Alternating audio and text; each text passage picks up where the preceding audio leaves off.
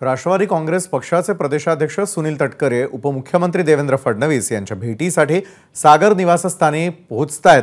नाशिक लोकसभा मतदारसंघाबाबत चर्चा होण्याची शक्यता आहे। नाशिकसाठी राष्ट्रवादी आणि शिवसेना आग्रही आहे। तर आतापर्यंत नाशिक लोकसभेच्या उमेदवाराची घोषणा होणं अपेक्षित होतं, मात्र अद्यापही उमेदवाराची घोषणा झालेली नाही आणि त्यामुळे तटकरे आणि फडणवीसांच्या भेटीमध्ये याबाबत चर्चेची दाट शक्यता आहे।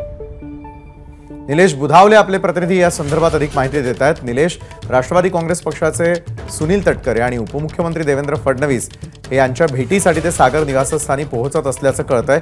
कुठल्या महत्त्वाच्या मुद्द्यावरती आत्ता चर्चा होणं अपेक्षित? विशाल, आपण पाहतोय राष्ट्रवादी काँग्रेस पक्षानं आज आपल्या 4 उमेदवारांची नावं जाहीर केलेली आहेत। आता केवळ एका उमेदवाराचं नाव जाहीर होणं बाकी आहे। नाशिक लोकसभेचा निर्णय अद्याप झालेला नाहीये। या ठिकाणाहून छगन भुजबळ हेच उमेदवार असतील आणि राष्ट्रवादी काँग्रेस पक्षाच्या चिन्हावर ते लढतील अशी दाट शक्यता असताना अद्याप त्यांच्या उमेदवाराची घोषणा का झालेली नाहीये।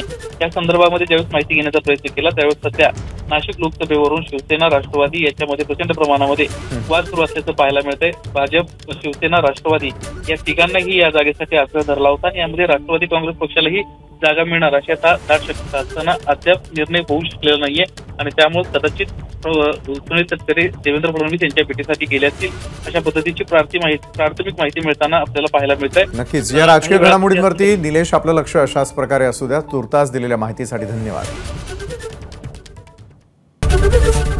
एबीपी माझा, उघडा डोळे बघा नीट।